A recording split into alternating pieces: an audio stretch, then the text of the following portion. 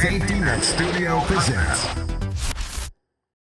For yourself. You know, we talk about putting your kids first, but sometimes your kids need a break, and that break allows you to have a break. You know? That makes sense? Okay. Uh-oh. It was like Inception. I don't know. If it makes sense to you, then yes. Yes, it makes sense. It makes sense to me. It's the coffee.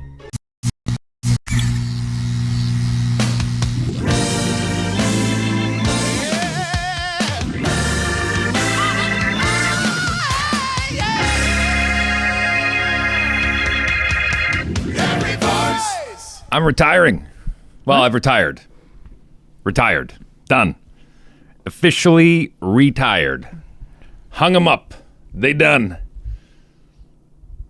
Hockey? Yeah. Oh. Yeah. Strangely, I didn't know until you said hung them up, and then I... Yeah.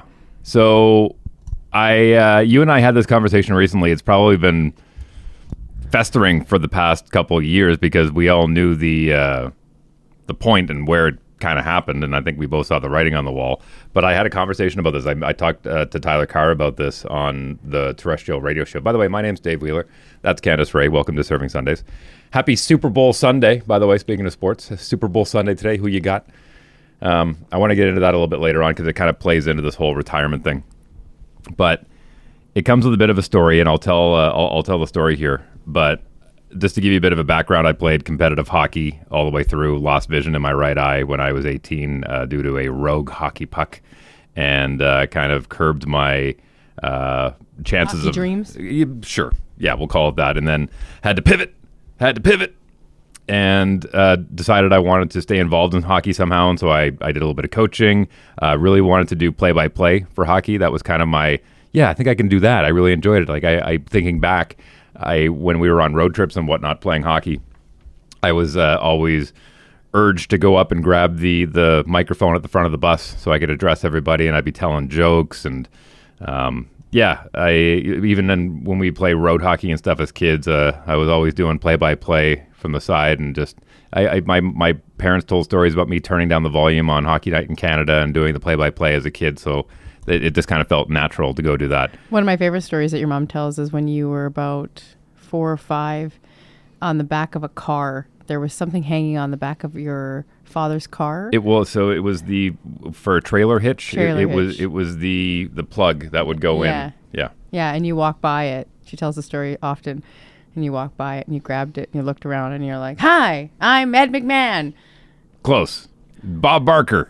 Come on down. Who didn't want to be Bob Barker? I wanted to be a Bob Barker beauty. So how funny that we ended up together. There you go. But yeah, you used to just like kind of pretend to, like at 4 or 5, pretend to talk into a microphone. Yeah, so it was kind of a foregone conclusion that I would end up doing something like this. But I really wanted to do play-by-play, and so I ended up going to broadcasting school in Calgary at the Southern Alberta Institute of Technology, and just kind of fell ass backwards into the whole comedy morning show thing. And then right out of college, I was hired to do a morning show in Lloydminster, Alberta. And while I was in Lloyd, I was working with the junior hockey team there. Started off as their in-house announcer. Oh, keep in mind, in college, I was doing the Calgary Hitmen at the time. I was their in-game host. And did you go and ask them that you wanted to, like they came and approached you because you were kind of got off into the industry? In Calgary? Yeah, in Calgary. Okay, so that one actually was... sometimes it's not what you know, it's who you know. And the head of he was in sales. He was also the play-by-play announcer, and he helped out with promotions because it was a Western Hockey League team, so it's still a junior hockey team. So you wear multiple hats. And his name was Mark Stiles, and he was actually the play-by-play announcer for the junior hockey team in my hometown of Fort McMurray, the Fort McMurray Oil Barons. And he was actually my coach in Pee-wee. He was my Pee-wee coach for AA Pee-wee. And so I had known him, and then he moved on to Calgary. And when I was going to college in Calgary, I called him up, and he said, "Hey, you should come audition for this role." Yeah, so he knew it was coming up. Right. And so I was able to do that. Plus, I had volunteered a lot at the local radio station before I went to college to get experience so I could be accepted into college. So while I was in college, I was going to college, doing the hockey games in the evening, the home games for the Calgary Hitmen, and then working, my first year I worked at Country 105 doing overnights. And then my second year I worked at CJ92 in Calgary doing overnights there as well. So it was a very busy schedule. And then out of college got hired to do mornings at 106.1 The Goat. And very quickly thought, well, I got to stay involved in hockey. And so I did their in-house announcing there. Were you playing as well at the same time? Just beer league. Okay. Just I didn't play hockey at all. Like I think I skated once while I was in college. Did you also told me you like burnt all your hockey stuff. Yeah, after you lost like- your vision in your eye. Exactly. I was really angry Yeah. at playing the game.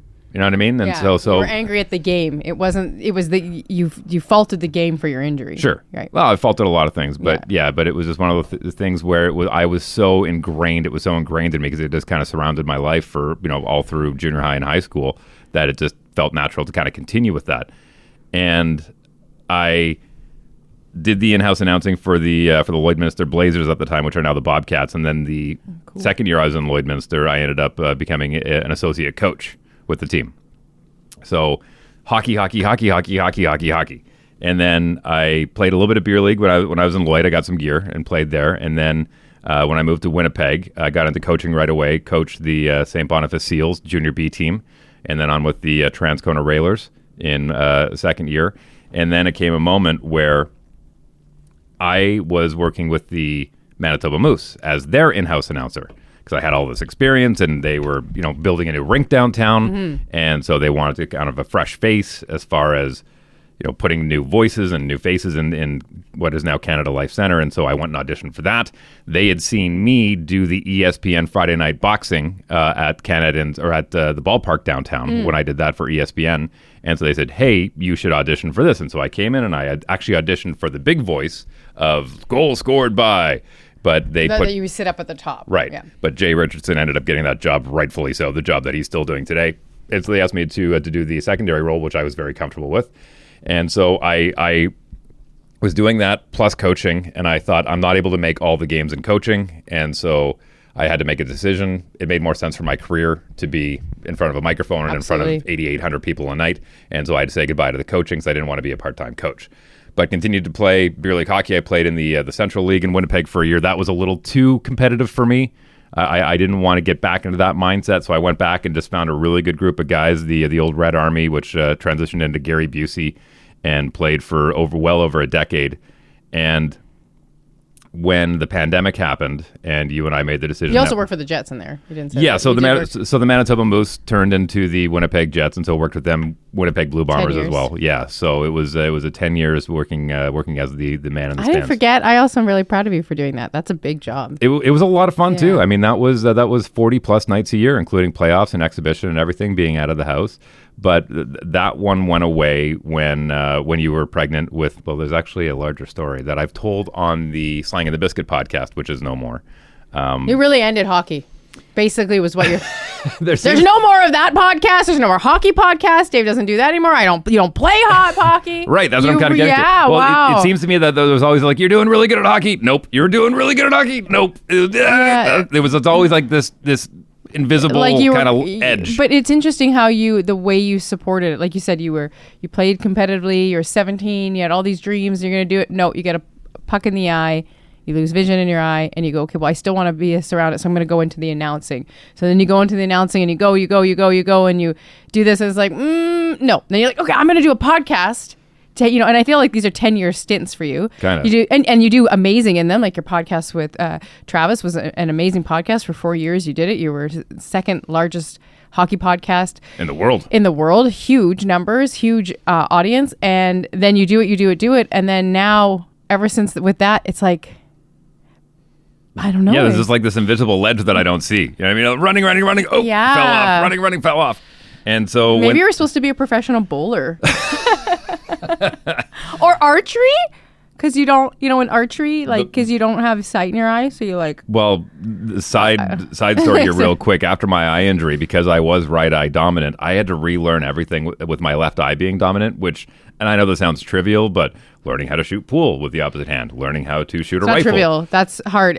Father's Day in this house, we tape up one eye and know what it's like to be dad, and I will admittedly say after 2 to 3 hours, I have to take it off because my depth perception is so bad. I get so dizzy. And then I hug Dave for hours, and I'm like, I can't believe you have to see the world like this. And, I mean, I've joked, like when I'm mad at him, I stand on his bad side, like his bad eyes. We can't see me when I'm upset. But I mean, you do struggle with, struggle is not the word. You don't struggle at all.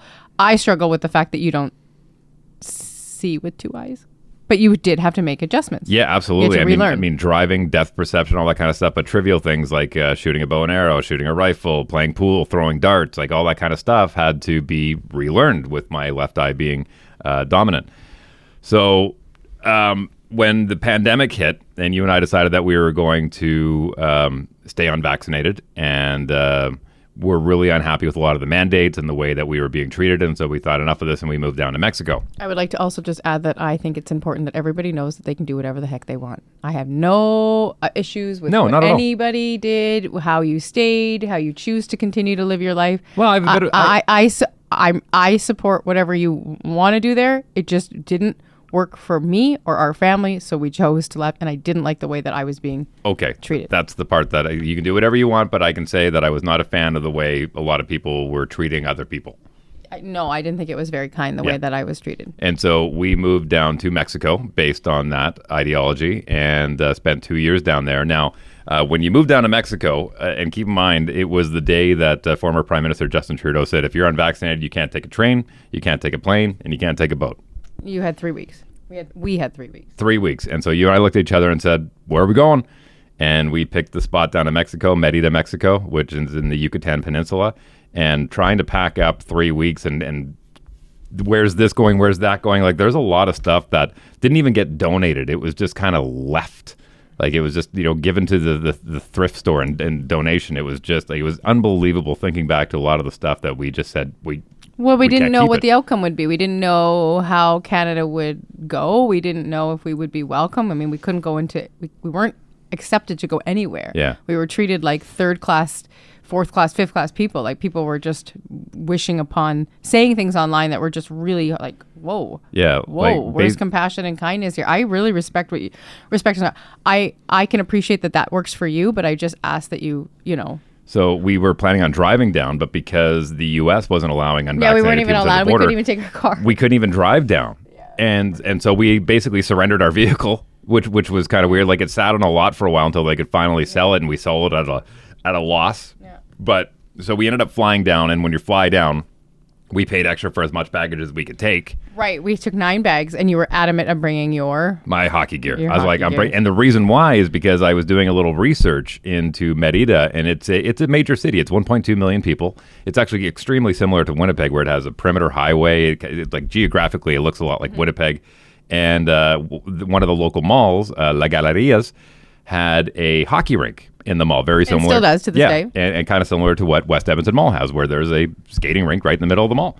And so I was like, oh my God, there's a skating rink. And so I started doing some research and found this group on Facebook and started asking questions like, hey, do you guys play hockey? He's like, absolutely, we play hockey. Expats play on Tuesdays and Thursdays. I'm like, oh, this is incredible. He says, the only thing we ask is that if you play both nights, we ask that you help out with our kids program on Saturday mornings. I'm like, and I get to coach. This is amazing. I'm bringing my gear. And so managed to squeeze all my gear, and keep in mind that's a big bag. And so we crammed a bunch of other stuff. Like, that thing was packed. Like, the zippers were bursting at the seams. Dragged all my gear down, my sticks, everything.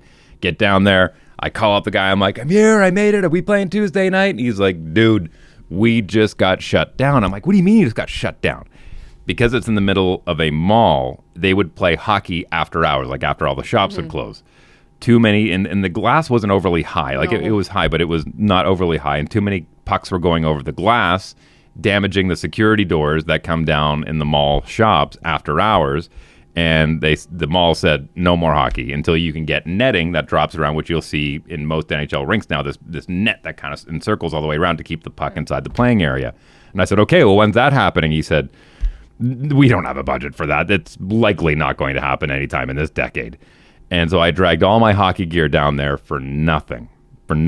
And we went out public skating a couple times. Mm-hmm. Yep. And I think a lot of people that have played hockey will understand this. But when you go skating, even if you're not playing hockey or not using a puck, you're comfortable with having a stick in your hand. It's just kind of like having, going skiing with skiing poles. You know what I mean? Like, you just like to have skiing poles. Right. And so I went out and I had my hockey stick, and I was taking the kids out skating. And I had my gloves on, and I had my jersey on, just skates, and that's it. And you were so excited. And the kids were so excited because here you are, you're in Mexico in the middle of a mall. Yeah. And I admittedly don't skate. And so I was like, I'm going to sit on the side and watch, take videos. So excited. And I'm waiting for you guys to come up. And security comes out and says, you can't use your stick. I said, oh, no, I'm not playing hockey. I'm just skating around with it. They said, no, sorry, it's a security issue. It's a safety issue. Safety issue. And I looked around, and all like kids that were learning for public skating had those like old person walkers that they're pushing around. And I went, what are this is no, really? And they were adamant. They said, you cannot have a stick out there. And I was so disappointed. And that really kind of crushed my heart too. So also, let me also add in, as somebody who is not a skater, the ice was terrible. I felt really it wasn't great. I felt bad because like the little Zamboni would come up, but the ice always, I mean, and they did their best. You're in a mall, but the white ice always had like this little bit of water on it, sitting on it, and they have people. It was bumpy through the through the but neutral zone. But they always had people who were keeping the rink organized because there was a lot of figure skaters, big figure skating community. A lot of figure skating. And, you know, as a Canadian, regardless if I played, I've seen enough hockey, I've watched enough hockey, I've been in enough rinks to know that ice is shit, guys. Like, that's shit ice. I could keep your ice better than and I don't even know what I'm doing. Well, you did build a curling rink in the backyard. Yeah, more water, more cold. And so, yeah, that was really interesting to see. But I did really appreciate young people in the middle of the mall figure skating, you know, and that's something, I mean, they still have it to this day in the middle of the mall. Obviously, I do think they need to get a better ice, you know, and I don't know how they would do that. Well, it's funny, you and I talked about that, and you said, you know, you should go and talk to them about it. And I was like, yeah, here comes like, North American Whitey going, don't worry, everyone, I know how to make ice. And I do. I've actually worked on hockey rinks before. I've put in ice. I've built rinks in my backyard, but I'm like, I'm not going to be that guy. No, and I mean, you're fighting the heat, you're fighting that stuff, but there you are. And I remember we came home, and you were so defeated. We were sitting you're sitting in the backyard and it's super hot and you're like, I think I got to get rid of my hockey gear. And I'm like, what? Yeah. At that point, I think this is just a sign. It's just a sign. It's like, you know what? Your playing days are done. And you sold it all in Mexico. I sold as much as I could in Mexico. And then whatever was left, I took back to Winnipeg because I was in and out of Winnipeg. You guys would say in Mexico. I would come back to Winnipeg to do some radio stuff a couple months at a time to do, letter openings and whatnot. And so I went to Play It Again Sports and I hawked whatever was left. And that was it. And since then, I have not. Well, then you did the hockey podcast with Travis. Yeah, did the hockey. So you stayed involved in it. And now, just recently, you have a really good group of guys. Gary Busey. They still get together every Friday morning at 6 a.m. Yep. Group of guys get together, and I love it. These are all guys now that are well into their 40s, and some of them in their 50s, and they're some of the most solid guys I know. Like I just think they used to all come to our house when we first got together, and just such good people. And I said, why don't you do it? Like, go. And he's like, I think I'm over it. Right? Over is not the right word. I kept saying, even I saw skates at the thrift store. Buy the skates, Dave. Get back on the ice. And it was just a temptation. It was just a temptation. And you finally said no? And they were my size, too. Yeah, they were. I was like, oh, they're your size. And they were like, I'll buy them for you, babe. Well, it happened once already while you were in Mexico. So a couple of the guys work at Canada Life Center with the Winnipeg Jets, and they rent out the ice once a year, and all the boys go out, and we have a little skate around the pro ice, which is super cool. And the one time that I went out, I didn't have any gear, and so I just went and I sat on the bench and joked around with the boys and was in the locker room and whatnot, and that was a whole lot of fun. And the boys were like, you're not going to skate? I'm like, no, I don't have any gear. They're like, we could have gotten you gear. And even my boy Sean Heshka, who's a former pro, he's got lots of spare gear. He's like, I got gear for you. And I'm like, I think I'm okay. Right. And just kind of had this. But I think it was recently, and it was most recently last week, Jason Boyd, friend of ours who owns Frank's Pizza, reached out and says, hey, you still skating? And I went, and I actually wrote it down in a text. I said, no, I'm officially retired. And that was the first time I was kind of like, yeah, I think I'm... You're done? Well, I'm not done with hockey. No. I will still love hockey. I will still cover the games, and I will still watch, and I'll still support the Jets, and I'll still go to local junior games and whatnot. But yeah, because you love doing that. You love to slide in on a random day and be like, I'm going to go see a junior game, and you just sit there. But I think I'm done playing. Wow. And when I talked about it on the radio show, and I thought it was just a cute little story to tell. I couldn't believe the amount of people on both sides of the column. Some of them saying, never say never. My dad is still 83 and he goes out there and plays, and it's good to stay active. And I thought, well, I am staying active. I am staying active. I'm still doing things. I'm staying in good shape. I like the idea of possibly doing that, but there's so many horror stories out there of guys, 40 plus who go out and like, it's time I get back in the game. It's time to get active. And the next thing you know, they're pulling up the defib at center ice, trying to bring him back to life with a heart attack. And that scares the shit out of me.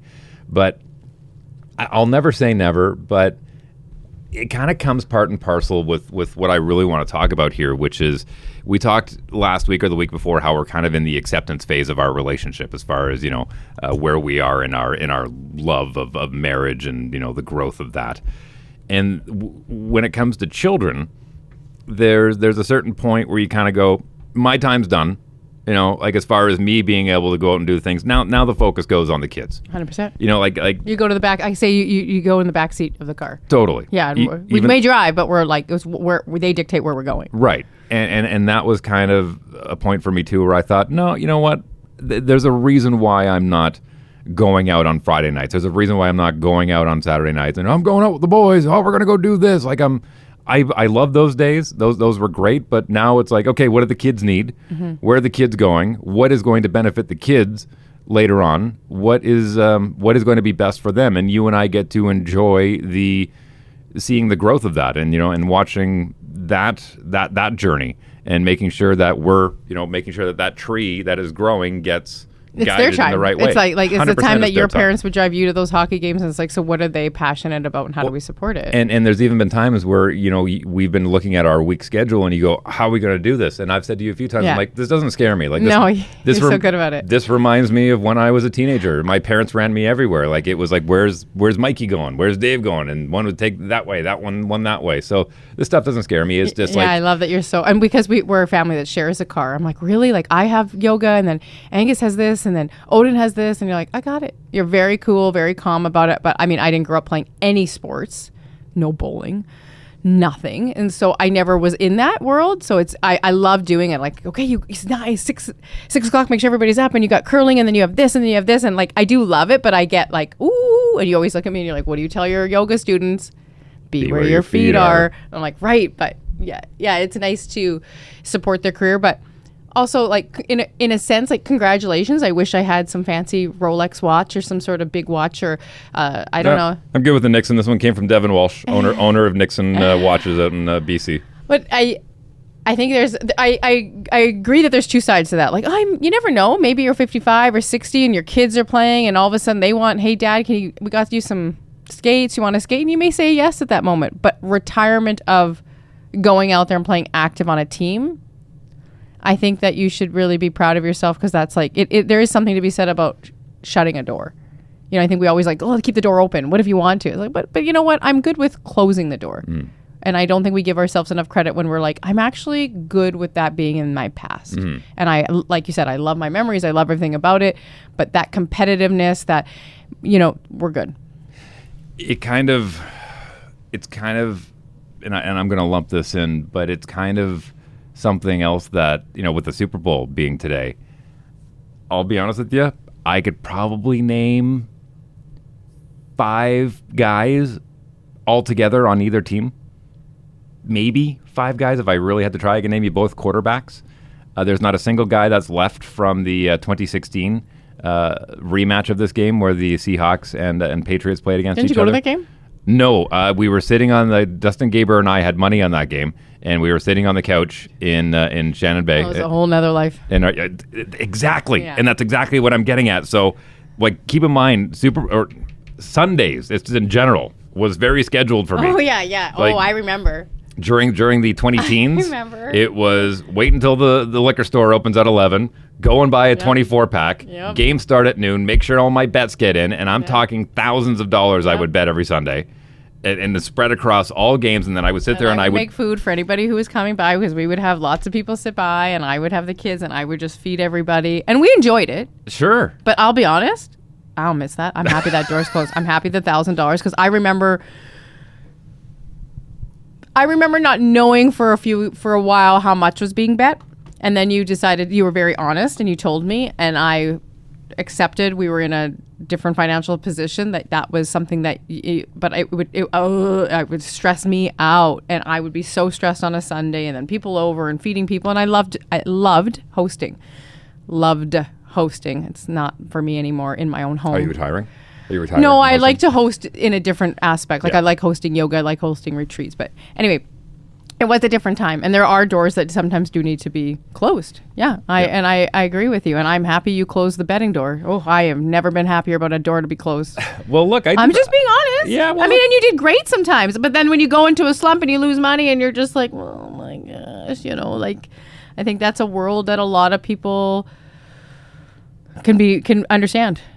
I understand. Gambling, Right, and I'm not a gambler. You know this about me. Mm-hmm. And gambling freaks me out. Like when we first started dating, we went to Vegas for a wedding, a friend of yours.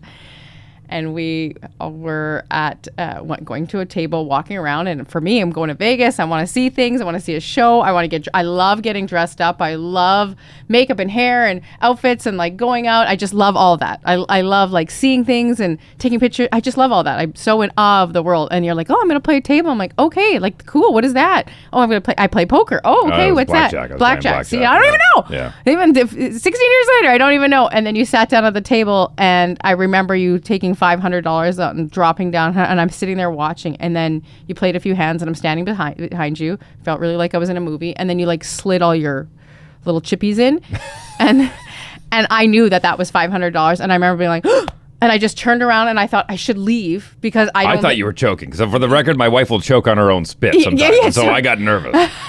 I thought, oh my God, she's going to die in the middle of a casino in Vegas. So I turned around and I just was like, he doesn't need to be there, but he thinks I'm mad or upset or choking.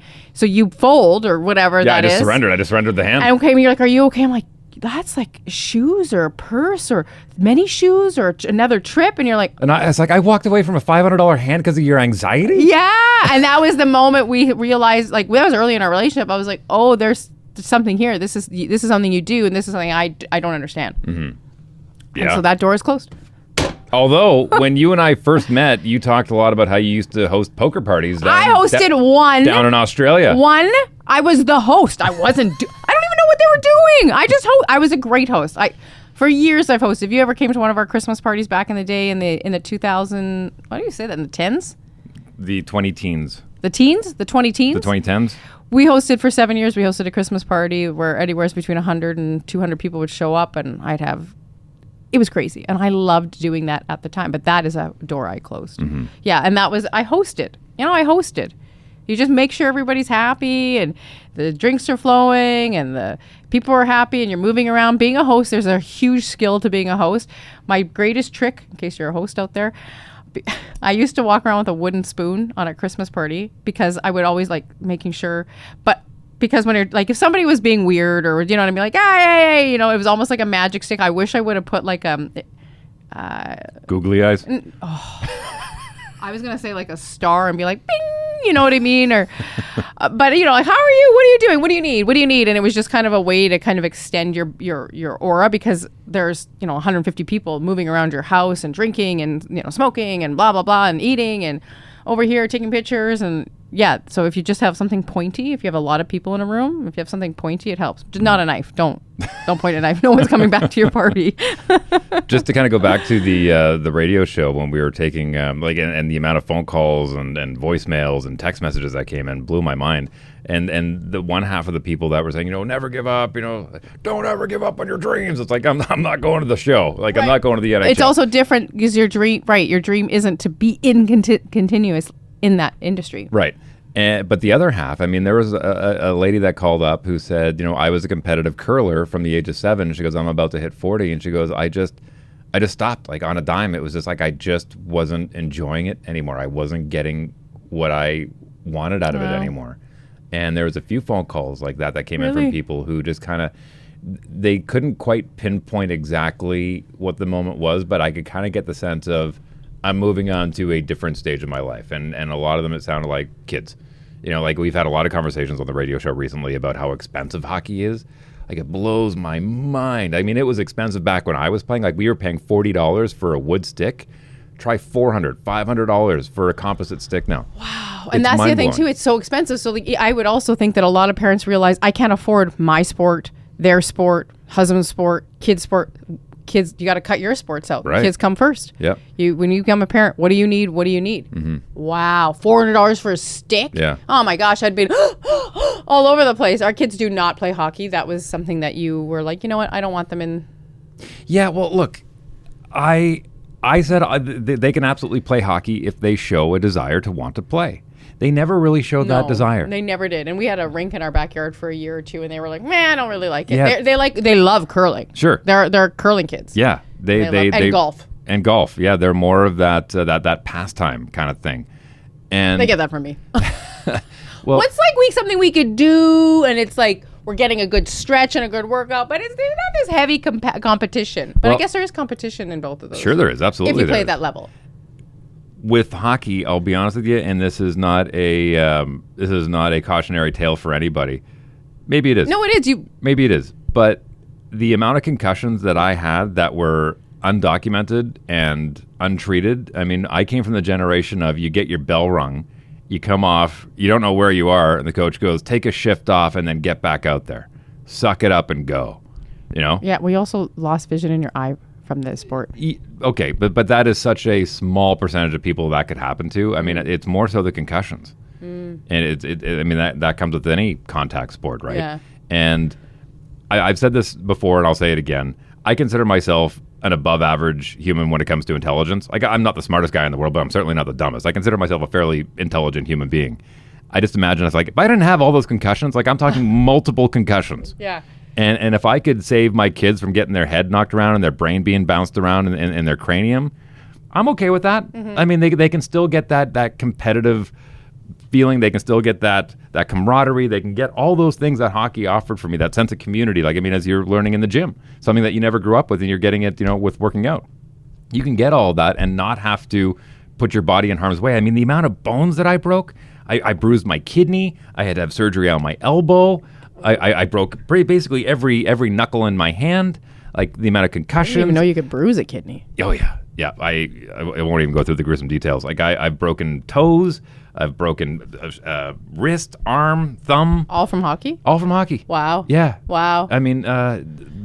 And I think the thing is, if our kids showed a desire, we would have been 100% willing to. And I can appreciate when parents want to put their kids in that. But I also know for a fact there's a lot of parents who put their kids in sports, especially in Canada and hockey, that the kids are like, yeah, I like it, but the parents want it. The parents want it. I think that I don't think it's as big as it was 10 years ago. There was a huge movement of that. Well, look, as much as it's a great sense of community for the kids, it's a great sense of community for parents too. Like, it really is. Road trips, you see, I follow parents who are like, they've all made all these friends with all the parents, and they go on trips and they have a great time. I can appreciate that totally. too. Yeah. It's a great community. Yeah. It really is. And we just, we're going down a similar but different route. But you're awesome, Dave. You're awesome. You found the new book. Yeah, but you are awesome. It says you are awesome. Be kind to yourself and stay happy. See, that's you. This is for now for you. It's your book. Well, I just picked it up. I had a mental health day with the kids this week. I have had a bit of a week, and the kids were feeling themselves. They were just struggling with their projects, and I looked at them and I was like, no, we're not doing this. And so I... wow, I can't believe Paris Hilton said this. Go on. I said, let's go. You were taking a nap. Dave takes a nap in the afternoon. I said, I'm going to take the boys. We're going to go for a few hours. Sometimes just forcing yourself to try and do work and try and do something doesn't make sense. So we went, and I said, boys, where do you want to go? And they said, let's go to the bookstore. Let's go to the bookstore. Because I also don't want them to think when you take a mental health break, you should go shopping, because that's also can be a problem. Retail therapy. Right. I didn't want them to feel that. But so the fact that they said a bookstore. So we went to the bookstore, and right when we walked in, I turned and I saw this book. It was also $6, and it says, you are awesome. And I thought, I'm going to get that. I'm going to bring that for my yoga. And just as you're talking, I think it's a good reminder that you're awesome, Dave. And I'm grateful that you would have shared this experience, because I know that your experience is unique, and sharing the fact that you're choosing to retire from something like that it's a big deal. There are a lot of quotes in here from people that I was not expecting. Blake Lively. Yeah, I didn't realize it was a celebrity quoted book. I had no idea. I just flipped through it and I thought, I like the price Khloe of it. Kardashian, Lord, Katy Perry. So Amy what's the one that you Poehler, said about Celine Paris Dion? Hilton? You've got still open there. The one from Paris Hilton. Let me sure. I don't want to misquote the genius mind of Paris Hilton. So please allow me to find the appropriate. Oh, there it is. No matter what a woman looks like, if she's confident, she's sexy. Couldn't agree with that more. Huh.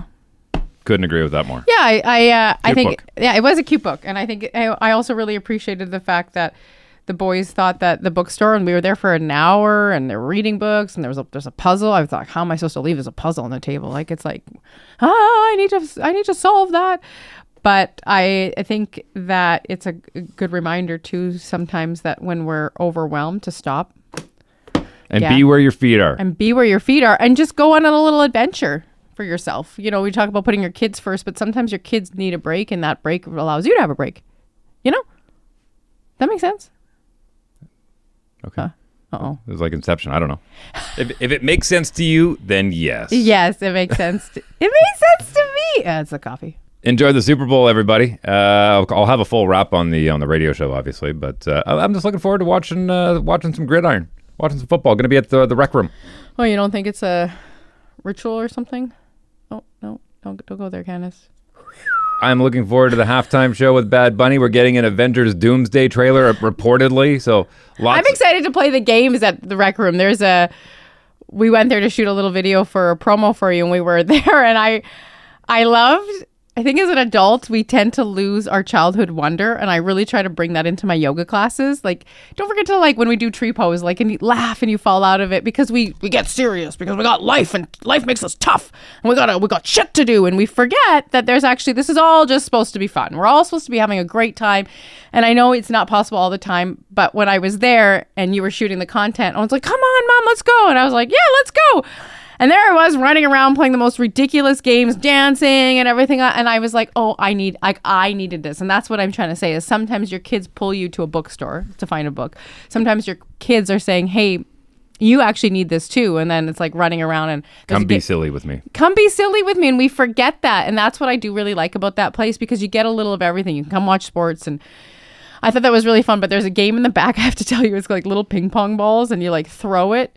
And you have to change the colors. So it's like, I think it starts red and you have to change them to blue. And I've never liked a game more. Like, I like games like that. And I was like, oh, and I'm here forever. And I've got all the ping pong balls. And he's like, hey, Mom, you're supposed to throw one at a time. And I didn't. I grabbed them all. And I was like, ready on it. And I just chucked them. And they start bouncing everywhere. I'm dying laughing. I'm like, this is so fun.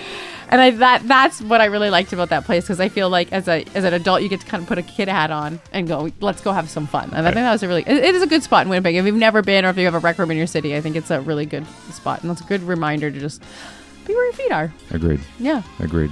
Have a great Sunday, everybody. Back next week. Bye-bye. Hit subscribe and like and comment, please. Bye.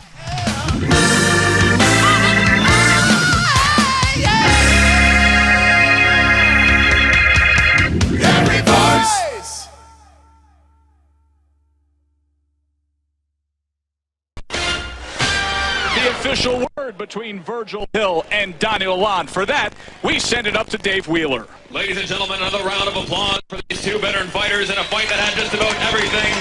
An amazing fight from these two gentlemen right here. From the official scorecard, Judge O'Brien scores it 98-91. Judge Tapper scores the fight 98-91. And Judge Corona scoring the fight 99-90. Your winner by a unanimous decision, Virgil